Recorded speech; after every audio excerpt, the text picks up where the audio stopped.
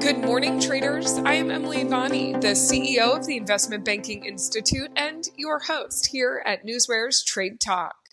Joining me is trading anchor Bill Olson, who brings more than 30 years of institutional trading experience to our program. At Trade Talk, we provide the facts, themes, and trading ideas for the day ahead. Today is Friday, October 11th. Investors are continuing to digest yesterday's economic data as they await more coming out this morning and as earnings season kicks into high gear. During regular trading yesterday, all three major indices closed in the red. The Dow gave up 57 points or 0.14%. The S&P 500 lost 11 points or about 0.25%. The Nasdaq ended nearly flat, down 9 points or 0.05%. Bill, let's get into Friday's action with what is happening in the markets this morning. Hi, yes, good morning, Emily. I'm watching the S&Ps. We're a little lower, down 0.04%. Okay. Today, we got that big PPI print, which is inflationary components, and that's really going to be providing a lot of directional clues to the markets. So I am going to be paying a lot of attention to that this morning. And, tomorrow there's a big announcement coming out of China. And it's expected to focus on the stimulus and ways to, boost the domestic consumption. The market's really looking forward to this. I mean, you see a lot of, hesitancy in front of it, especially in Europe. I'm not quite sure they're going to really give out another stimulus program, but there is talk about them, coming out with an additional, strong stimulus program out of China tomorrow. So we got to keep an eye on that. This morning, we, Bank of New York, BlackRock, Fastenal, J.P. Morgan, Wells Fargo, all reported earnings beats. That's positive. Tesla's robo-taxi event, this is what happens a lot of times is there's a lot of hype before it. And now after the event, you're seeing the stock being, weakened off of, after the event is over, which, you see the shares trading lower. We're looking overseas. We're looking at the DAX. The DAX is up about 0.2%. German CPI data came in as expected. It showed an annual increase of 1.6% for September, which was lower than the 1.9 for August. So that's kind of positive. The FTSE's down about 0.1%. Manufacturing production in the UK rose 1.1% month over month in August. That was positive. GDP came in line with expectations. And the CAC compares, it's actually trading higher. It's up, 0.13% this morning. But, they are headed for the second consecutive weekly loss. I mean, there's a lot of caution in France markets about the newly proposed 2025 budget, which includes large tax hikes on corporations. Turning our attention over to Asia last night, the Nikkei jumped 224 points or 0.57%. Why? It's about the weakening yen. In an export-driven economy like Japan's, a weak currency is paramount for equities to move higher. And the recent weakness we've seen in the yen has really benefited Japanese equities. And if you look at, the Bank of Japan, they came out and said that, that they're going to likely delay rate hikes until next year. That's a positive. And the Fed may possibly skip a rate cut in the November meeting. That's also positive. And you look at the CPI data coming in hotter, that kind of makes it a little bit more palatable for the Fed to skip a rate hike in rate cut in November, and that's positive for Japanese equities. So we did see some gains due to that. Hong Kong markets are closed. There was a national holiday. China dropped 2.55% overnight. I mean, listen, the market's expecting that, as that stimulus announcement tomorrow, the stimulus package could range from 2 to 3 trillion yuan, and aimed at bolstering domestic consumption rather than supply. That's all good. What if it is just more lip service over the recent stimulus action that they did do? Because the recent stimulus action was pretty positive. You saw the market's reaction. The equities gained 10% off of it inside of a week. I don't think they need to do too much more. I think they're on the right track, but additional stimulus action is something to watch out for. Then we just got to turn our attention over to oil this morning, and oil is trading lower. We got WTI at $75.17 a barrel, and Brent is at $78.72 a barrel. Hurricane Milton causing some, disruption to fuel supply. Okay, China's preparing to possibly unveil more details about their fiscal stimulus plan tomorrow. These could be positive factors to, for oil, but oil has had a strong move. But we'll keep an eye on it because, honestly, the biggest event affecting oil is in the Middle East tensions, and that call with Biden that they had, the Israeli president had, it wasn't as positive as the media might portray. It was they're very concerned about that. Israel's kind of doing their own thing, and they're not letting their allies, have a say in it. That's upsetting to the U.S., but we'll have to see when that Israeli retaliatory strike occurs, if it occurs. But I do think it's going to happen very shortly. But that's what I have for you in terms of a morning market comment, Emily.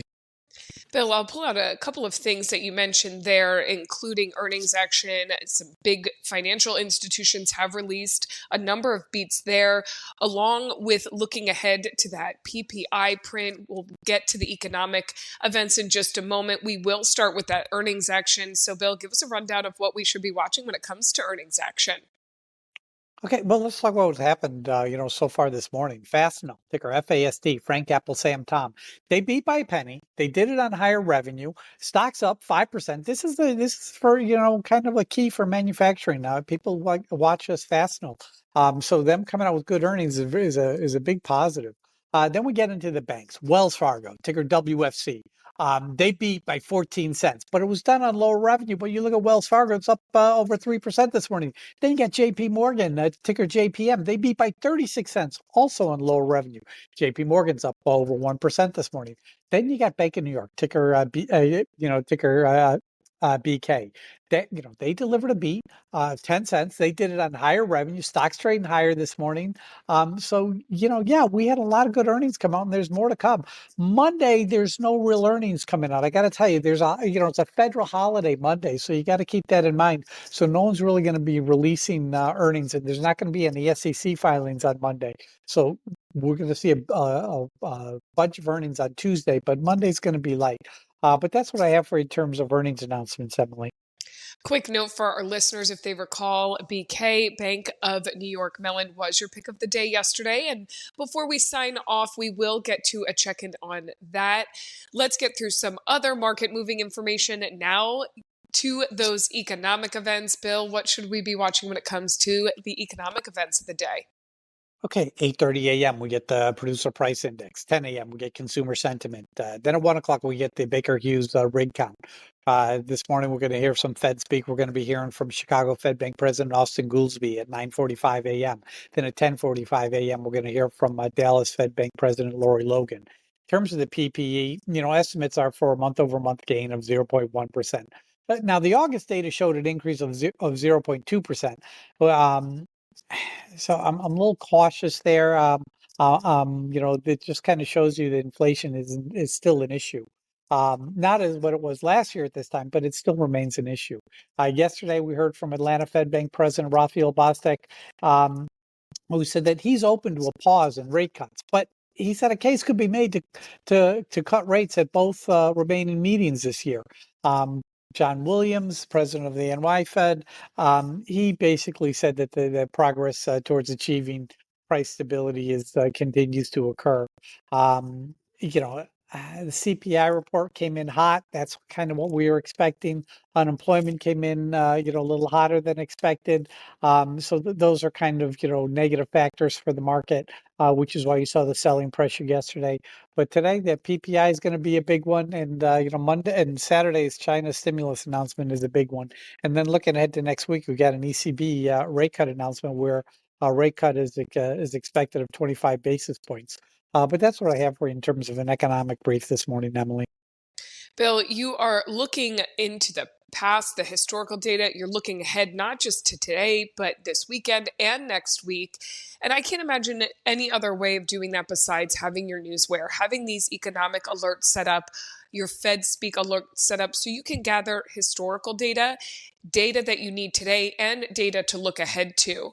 You're also gathering other types of data and information, news and headlines, things like merger news, guidance news, buyback news. You also are able to look at stocks grouped together, like your FANG stocks and your Dow 30 stocks. So, Bill, what else do you see as possibly moving the markets today? I'm just looking at my Dow stocks this morning. I got 14 higher, 12 lower, the rest unchanged. I'm looking at my FANG stocks this morning. I'm showing, I'm showing relatively positive action with the exception of Tesla, which is down 6%.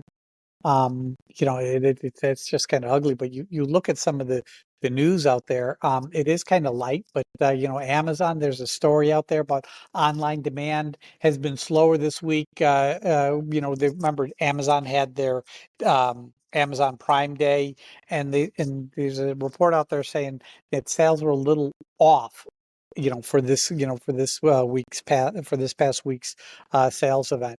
Then we got to talk about Tesla. I mean, Tesla, had that cyber robo taxi event last night, and everything looked attractive. As you expected, it was like a Hollywood script. But they didn't share any data on the performance and the relatively few details on the business plan, and that's what's causing the stock to really take a hit this morning.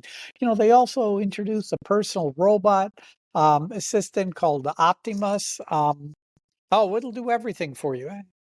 We'll see. I mean, um, I the Cybertruck, the robo-taxi being light on details, that's kind of an issue. They're going to have to be more forthcoming if they're going to get a gain in the stock. You look at Tesla this morning, stock's down about 6%, not positive. Then we're talking Dow Jones 30 stocks. And, we got to start with Boeing, ticker BA. One of their suppliers is a company, Triumph Group, TGI, Tom Grace India. They're exploring strategic options, including a possible sale. Why? Because they're not selling products to Boeing because of the strike. And, it's affecting multiple companies. This strike will end. It will end and likely soon. Boeing's cheap right now. As long as this strike does end, you're going to see, quickly this can be a turnaround. They're losing $1 billion a month because of it, so they can't let this go on too much longer. But yeah, Boeing shares are interesting to me. Nike, ticker NKE. You look at the stock; it's trading flat this morning. But they rehired one of their old guys, Tom Petty. As vice president and GM of North America. He's coming in along with the former CEO. So yeah, things are changing at Nike. This could be an interesting move. Then we're talking Verizon, ticker VZ. Lawmakers sent letters to Verizon, AT&T, requesting information on the recent hacks. They really want to get to the bottom of who's doing it. Then we're talking merger news. We got to talk U.S. Steel because U.S. Steel's in a deal, with Nippon Steel, and Nippon Steel's like getting a lot of heat over this deal because they're a foreign-owned entity. So one of the things is Anchor Mittal, ticker MT, Michael Tom, they agreed to buy their interest in the joint venture to address U.S. Steel concerns. So U.S. Steel, I got to tell you that deal's looking more and more promising, to occur. I think it will happen. But you look at the stock, it's up. U.S. Steel is up 0.8% this morning. Then we're talking Sanofi, ticker SNY, Sam Nancy Yellow. They're in talks to sell controlling stake in consumer health unit to CD&R. Guidance news, JP Morgan, ticker JPM. They see full year 2024 net interest income of 92.5 billion, market dependent. The previous estimate was 91 billion, so that's an uptick. AOS, that's AO Smith. They cut their full year 2024 EPS guidance to $3.70 to $3.80. Street estimate had it at $4.06, so that's a big downtick. No real shareholders meetings going on today or corporate events, and neither on Monday either. Monday's a holiday for the Fed. In terms of buyback news, ticker ATR, Apple Tom, Richard Zaptar, they announced a new 500 million share repurchasing authorization last night. That's positive. And that's what I have for you in terms of news hitting the tape this morning, Emily. This is the type of data that Newsware delivers daily. It's factual, it's market moving, and our alerting functions bring it to your attention as it happens. Go to www.newsware.com now and sign up for the trial and see for yourself the benefits that professional Newswire delivers. We've now made it to that time of the show for the Trade Talk pick of the day. Bill, what do you have for us on this Friday? I'm going to go with Estee Lauder, ticker EL, Edward Larry. And, it's really about the Chinese stimulus talks. If they do come out with a positive announcement on Saturday, the fact of the matter is luxury goods should move higher. And Estee Lauder is considered in that sector. Um, that their announcement is supposed to be focused on the domestic end, so that could really be positive for a lot of these luxury stocks. And Estee Lauder is right in the middle there. And I look at yesterday's call volume: 7,094 calls versus 4,059 puts. That's positive. You're looking at the open interest, not as much, 127,000 versus 144,000. But I do like yesterday's call volume and the fact that the major brokers are, becoming more bullish on the stock, raising price targets. I gotta like that. And honestly, I want to get in the low. I want to get in 94 or under. That's really my thing. If I can get in 93.50, that'd be phenomenal. The market's going to open up weak. I suspect, but Estee Lauder could, is likely going to show a little cautious going into, the Chinese announcement on Saturday. So if it's very positive, the stock could rally hard. So, if I can get in, 90, if I can get in 93.50, I think that's a safe play. 93.50 to 94, that's kind of what I'm looking at for shares of Estee Lauder, ticker EL, Edward Larry. But that's my pick of the day, Emily.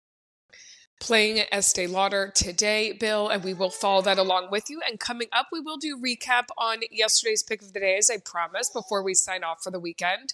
But ahead of that, let's take a look at the current breaking headlines that have hit the tape in our hot off the press segment. Bill, take it away. 23andMe, ticker ME, Michael Edward announces a 1-for-20 reverse stock split. Latai Semiconductor, ticker LSCC, CFO resigns. JFrog, ticker FROG, said to attract early takeover interest. Could be something there. There's some chatter on JFrog, ticker FROG. Wells Fargo CEO, we had solid results in the third quarter. Johnson & Johnson, they're moving their third talc bankruptcy case to it's going to stay in Texas. The Chinese stocks are on watch ahead of the China pending announcement. Alibaba, JD, AutoNation, ticker AN, they said that they closed 38 sites in Florida as Hurricane Milton damaged several of the automakers' retail locations in the region. Boeing said late Thursday that it filed an unfair labor practice charge with the National Labor's Relation Board against the union representing the striking factory workers, accusing the leaders of not bargaining in good faith. Wow, that's interesting. Novo Nordisk, ticker NVO, they're bolstering their operations in the world's most populous nation by beefing up senior leadership in India and partnering with local AI startups. That's all I'm seeing this morning, Emily. Okay, Bill, before we dive into trading on this Friday, let's do that check-in on yesterday's pick of the day. We pointed it out earlier in the show, was a Bank of New York Mellon. Now, as you told us during your earnings report, the bank did report Q3 earnings today. They reported Q3 EPS of $1.52, well ahead of analyst estimates that ranged, but were anywhere from $1.38, so that could be 14 cents better. Revenue for the quarter came in at $4.65 billion versus the consensus estimate of $4.5 billion. They also announced a quarterly common stock dividend of 47 cents per share. Bill, there was a chance for a win yesterday, but it is up even more this morning. How did your call work out? Yeah, it was a winner. I mean, listen, I said, my target price yesterday was 73.50, 73.75 to 74. I wanted to get in under 74. Well, guess what? The stock opened up at $73.77. Then it fell down to $73.66, and then it rallied. It rallied all the way into the close. Stock closed at $74.45, and then in the aftermarket, I actually saw a print to $74.99. Yeah, the 1% was there, but you look at the stock this morning; it's trading $75. It actually hit a high of $75.99. So yeah, that 1% and more was there. Bank of New York, ticker BK, boy kilo. That was a winner yesterday. It was a good pick. It was a solid pick all around. Happy that earnings season is back, Emily. Solid pick all around, and we will check in with you on Monday about today's Estee Lauder pick of the day. Bill, thank you as always for your expert insight. Join us back here Monday and each weekday morning next week at NewsWare's Trade Talk when we provide The facts, themes, and trading ideas for the day ahead. Again, I'm your host, Emily Advani, here with trading anchor Bill Olson. Traders, you know what to do. Let's go out there and make some green.